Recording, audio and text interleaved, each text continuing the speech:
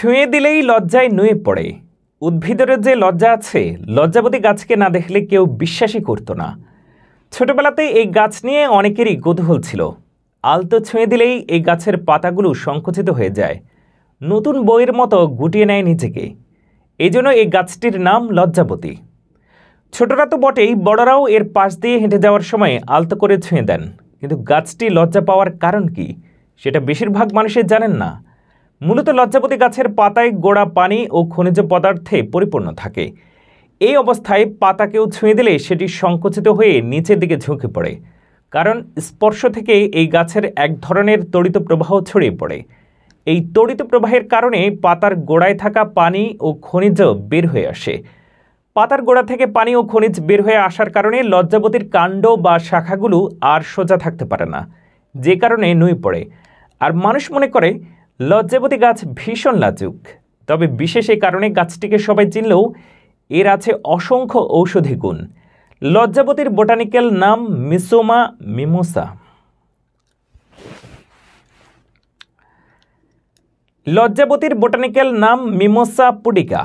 আয়ুর্বেদ শাস্ত্রে এর নানামুখী উপকারিতার কথা উল্লেখ রয়েছে, যেমন কফ দূর করতে, নাক ও কান থেকে রক্ত পড়া বন্ধ করতে, ডায়রিয়া, যে কোনো প্রদাহ, জ্বালাপোড়া ও আলসার সহ অনেক রোগ থেকে মুক্তি পেতে লজ্জাবতী গাছের ব্যবহার করা হয়। শ্বাসকষ্ট, আলসার, অর্শ বা পাইলস, পেট ফাঁপা, বদহজম, যে কোনো ক্ষত সারাতে এই গাছের রস ভীষণ কাজে দেয়।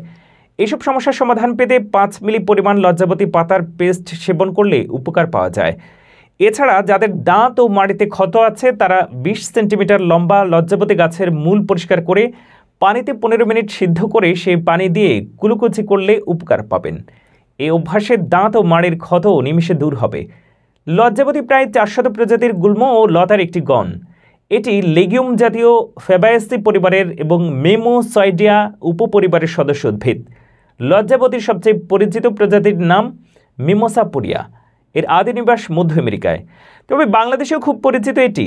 প্রায় সকল লজ্জাবতীর কাণ্ড সরু কাঠের মতো, অনেক শাখা প্রশাখা। এই গাছে ফোটা গোলাপি ও সাদা রঙের ফুলের সৌন্দর্য দারুণ উপভোগ্য। লজ্জায় ডুবে থাকা গাছের প্রাণ বড় শক্ত, আগাছার মতো হওয়ায় অনেকে একে পায়ে মানিয়ে যান। কিন্তু গাছটি সহজে মরে না, বরং নিশ্চিহ্ন অবস্থা থেকেও যৌবনে ফিরতে জানে। একইভাবে অনেক প্রতিকূল পরিবেশে এটি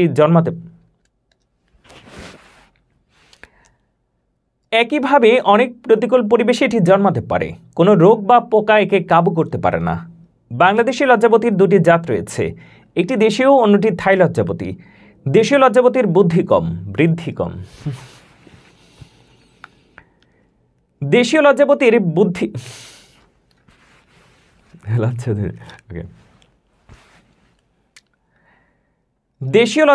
বৃদ্ধি কম। এটি 3 থেকে 7 ফুট লম্বা হয়, গায়ে সূক্ষ্ম কাঁটার অস্তিত্ব দেখা যায়। অন্যদিকে থাই লজ্জাবতী গাছ কোনো কাঁটা হয় না, এটি দ্রুত বাড়ে। এই গাছে প্রায় 3 থেকে 10 ফুট